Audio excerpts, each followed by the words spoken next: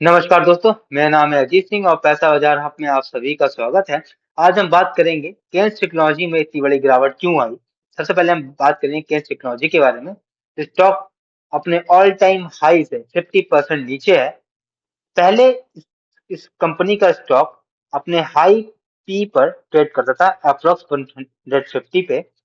अब करेक्शन के बाद ये स्टॉक की वैल्यूएशन गिर गई है और ट्रेड कर रहा है 60 से 65 के पी पर।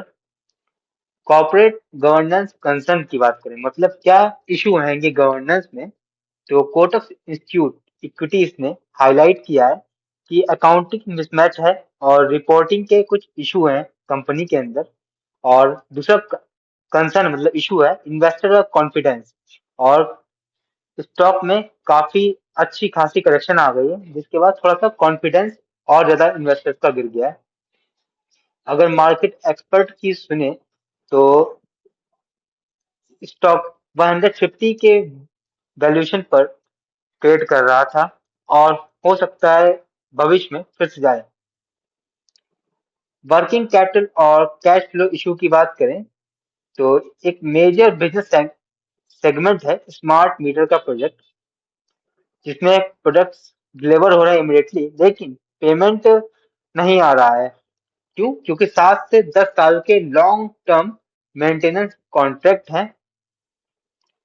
रिसीवेबल डेज इंक्रीज हो गए हैं कंपनी के 140 डेज पर आ गए, जो कि एक प्रेशर क्रिएट कर रहा है कंपनी की वर्किंग कैपिटल पे।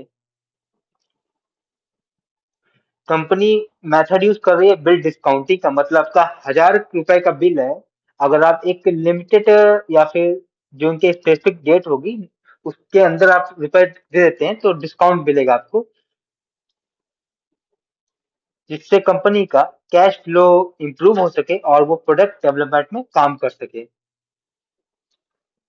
Operational delay and lower guidance की बात करें तो कवच रेलवे सेफ्टी सिस्टम प्रोजेक्ट की टाइमलाइन डिले हो रही है। मैनेजमेंट ने अपना रेवेन्यू गाइडेंस पिछले 2 साल से घटाई है। पहले इनका टारगेट था 3000 करोड़, अब उन्होंने कर दिया है 2700। और मतलब पिछले साल में, और करंट ईयर की बात करें, इनका पहले टारगेट था 4400 का, अब इन्होंने कर दिया है 4000 से 4100 करोड़ का। इससे इन्वेस्टर्स को मैन्युअल भरोसा नहीं हो रहा है कि अगले साल भी ऐसा टारगेट कम ना करें। Execution and supply chain risk की बात करें, कुछ क्लाइंट हैं जिसमें मेडिकल इक्विपमेंट कंपनीज भी हैं जिनके ऑर्डर डिले हो रहे हैं। ग्लोबल सप्लाई चेन में इशू चल रहा है, जियो पॉलिटिकल टेंशन चल रही है, जिसकी वजह से डिलीवरी थोड़ी डिलीवरी में थोड़ा इफेक्ट आ रहा है। कंपनी की अगर हम बात करें तो इनकी ऑर्डर बुक 50% से बढ़ी है, और इनकी एक्चुअल सेल्स की बात करें बहुत ही कम ग्रोथ हुई है और बहुत ही कम ऑर्डर्स को इन्होंने सेल्स में कन्वर्ट किया है। फाइनल टेक अवे ने तो एक शार्प करेक्शन आया है स्टॉक के अंदर, लेकिन अभी भी कंपनी ट्रेड कर रही है 60 से 65 के पी पर।